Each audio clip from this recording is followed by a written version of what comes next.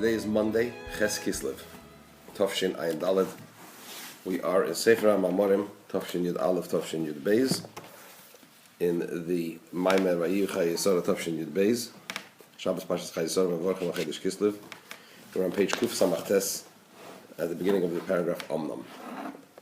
Before we go on, in line with our attempt... Before that, we got to Mufla, 8 lines from the top. Yeah, you're quite right. Quite right. So we're up to Mufla. The line starts Hadover. Okay. Before we go on,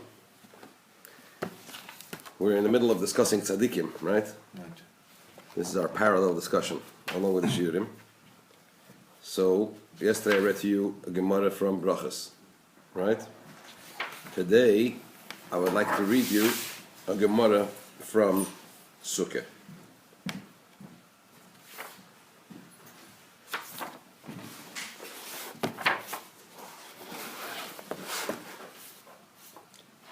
This is actually a Gemara which is, I believe, abbreviated. I think it's this Gemara that's abbreviated in Tanya.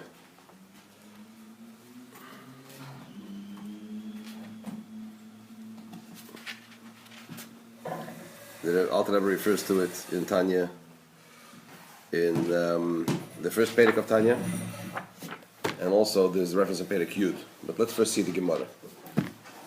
Okay? So the Gemara says like this. The Mishnah over here talks about the fact that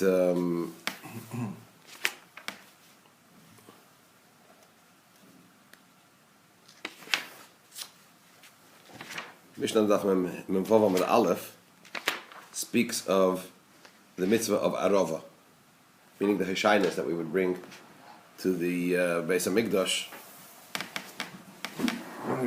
and where it came from, and what we did, and what we said. In fact, over here the Gemara, the Mishnah talks about what they did.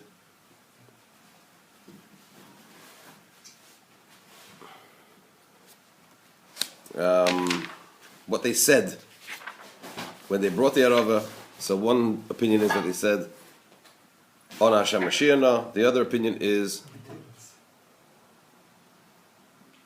they said, "Ani vahu Hashiach." Good morning, Rafael. Ani vahu Hashiach. What Ani vahu? So just by the way, since we're mentioning it already, if you remember, we learned about Shem Ab, the name of 72, which is constructed by the 3 psukim: Vayisa, Malach Hashem, Vayovay Vayisa, Vayovay, Vayet Moshe. The 3 psukim before that describes what happened before the splitting of the sea, right?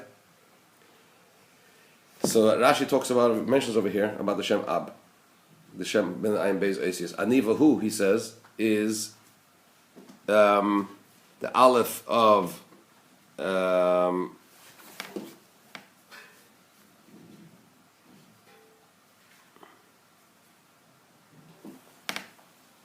the Vahu is the Vav of the first pasuk.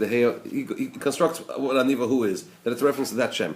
Just mentioning it because here you have a source in the Gemara in the Nigla on this concept of the name of the 72 letters. Anyway, so going to the Gemara talks about Isur Chag Bavosim, that you had to surround the Mizbeach with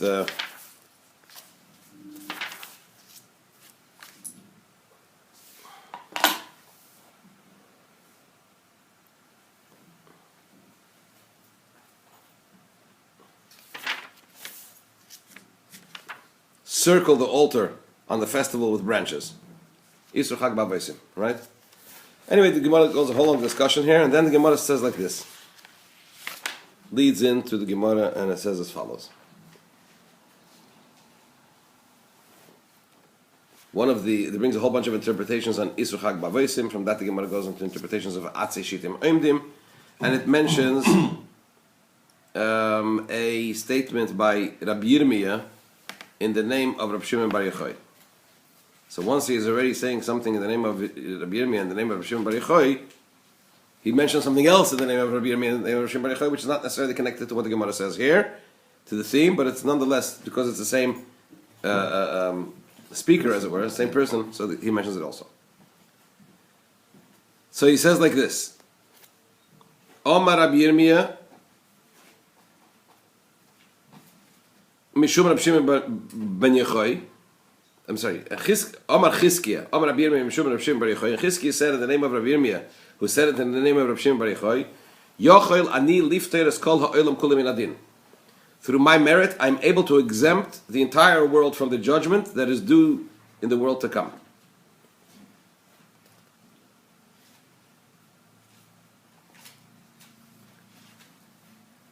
Miyoim shev nivresi, for the sins that were committed from the day I was born until now. Miyoim shev nivresi adata. So that's what Rabbi Shimon bar Yochai said about himself. Vilmale Eliezer b'ni imi, and were my son Eliezer to be with me, then I could exempt the world from the day the world was created until now. Together, combined, we can exempt the world from that. Vilmale Yosem ben Uziyahu imanu, and were Yosem the son of Uziyahu, the king of Yehuda, with us, then we can exempt the world from sin. From the time the world was created until the end of time. Then there's another statement attributed by Rabbi Yirmiyahu to Rabbi Shimon ben Yochai. V'amar Chizkiah amar Rabbi Yirmiyah mishum Rabbi Shimon ben Yochai.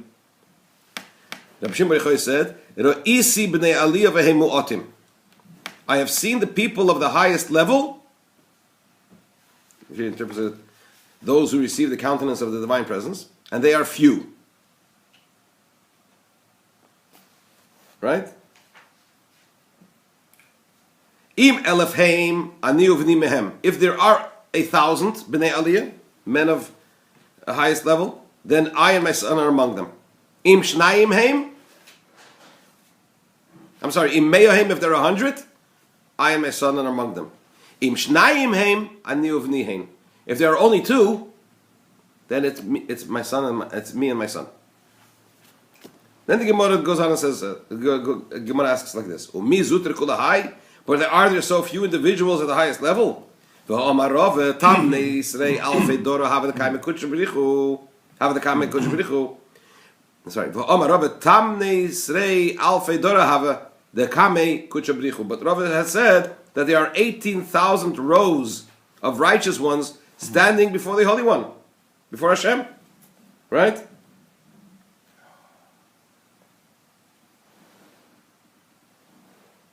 Shenemar, as it is stated in Yecheskel, Saviv Shmeina Asar Elef, surrounding are 18,000.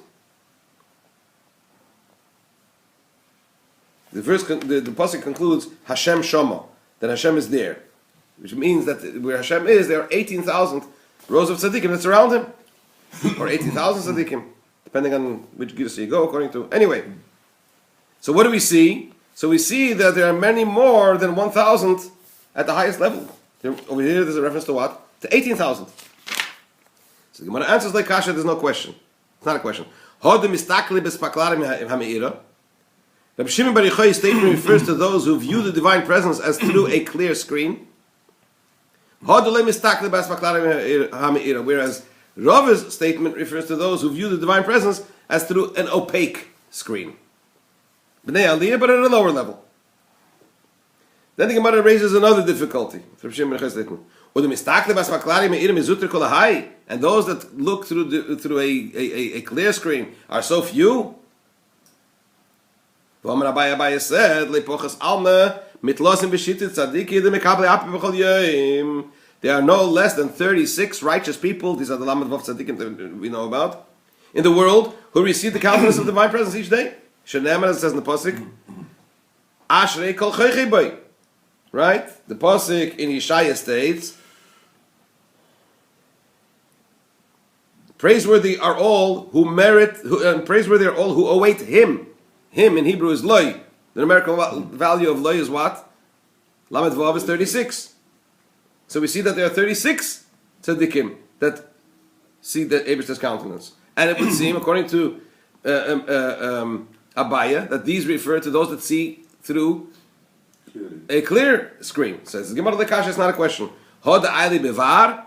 Abai is teaching when he refers to the 36 tzaddikim. It's a reference to tzaddikim who enter only with permission to see the Shekhinah. Hod Ali Bleibar, whereas Rav Shimon Bar Yochai's statement refers to those who enter without permission. So we see clearly from the Gemara that there are all different sorts of levels. Now the Rebbe in a Sikha in Chelik Daled in the Kutei Sichas, it's a Pirkei Avos Sikha.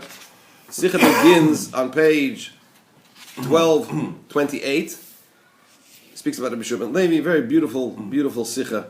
But here there's a section where the Rebbe summarizes. I'm just going to read you one part, where the Rebbe summarizes different levels of tzaddikim. Kumt uis. What's the result? What's the bottom line? As in a mitas shematoyer v'hamayla shel tzaddikim, v'hamayla shel tzaddikim zayin mechlos v'ramfim sugim.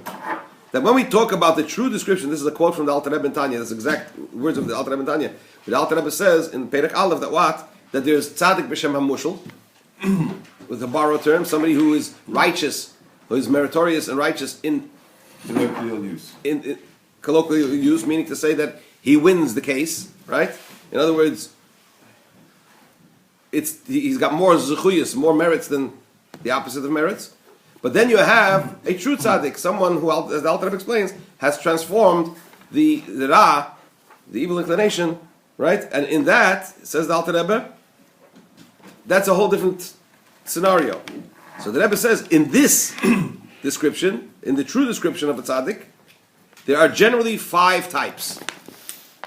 Tzaddikim that see the Shekhinah through an opaque screen, concerning which the Alter Rebbe says that these are tzaddikim she'einam gemurim, these are not complete tzaddikim, and their number will be 18,000. Then there are tzaddikim who see through an illuminated or a clear screen, but Ali Bebar, they can only enter with permission. This is a reference to whom? To the Lamed Vav Tzaddikim that we just read. And the Rebbe says in the footnote that even these Lamed Vav Tzaddikim, according to the Tanya, it would seem that they're still in the bracket of Tzaddikim she'einam gemurim. Why? Because the Alter Rebbe, if you look in the Alter Rebbe Tanya Perek Yud, it seems that when he talks about Tzaddikim gemurim, he refers to them as the Bnei Aliyah. He speaks to them in the context of the Bnei Aliyah, these men at a very high level. Right? And the Lamed Vav Tzaddikim are not that. The third category is Tzaddikim, who in addition to the quality that they see the Shekhinah through a clear screen, they can enter without permission to see the Shekhinah. These are already in the category of what? Tzaddikim Gmurim. And it's these concerning whom it is said, Hashem says, I saw the Bnei Aliyah, and there are few. There are only few in this bracket. But it's a few, but not less than what? Than 2. There could be more, but not less than 2.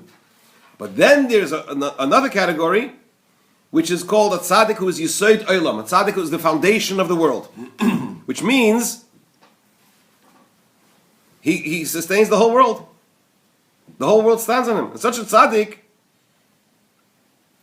it is possible that in a generation, such a tzaddik should be only one. And such a tzaddik, there must be one, because the world needs a foundation. Then there is a 5th category, a tzaddik gomor, that not only on whom the world stands, but also refines the world. To such an extent, as the Gemara says concerning Shiur Levi, that the keshes, the rainbow, was not seen in his lifetime, because he not only was the world standing upon him, but he also worked with the world and refined the world. And such tzaddikim, there are only, not only don't you find them, not only are they few, but there are only a few in a few generations. In other words, you don't find them in every generation. So here we have a very nice summary from the Rebbe that there are 5 categories of tzaddikim. There's a lot more to be said about this. Let's do a little of the Maimin aside. We have literally another 5 minutes. So we're on page Kuf Samach Tes, and we are 7 lines from the bottom, from the end of the first paragraph. In other words, before Omnam, on page Kuf Samachtes. So we're talking about over here the difference between Avodas Hashem before Chet Etzadas and Avodas Hashem after Chet Etzadas.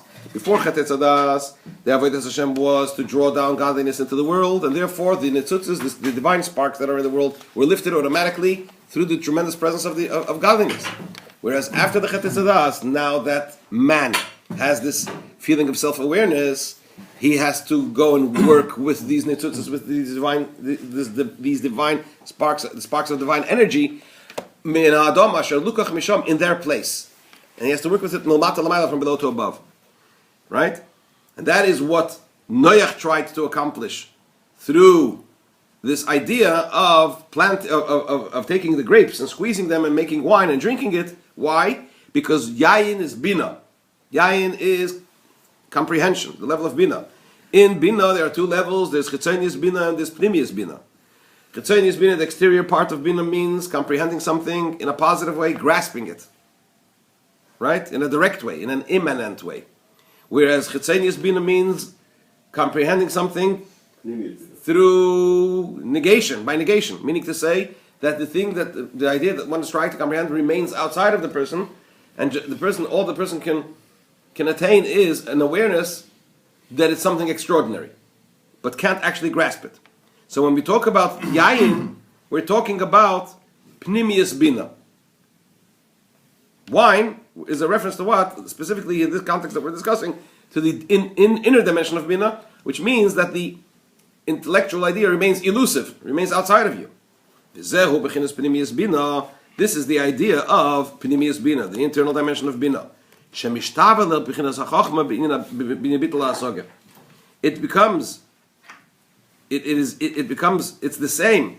It becomes similar to the attribute of Chokhmah in the sense of the nullification of the intellectual idea. Meaning to say, in order to have some association with Pnimius Bina, at the level that we're discussing over here, the person has to go out, has to leave his comprehension.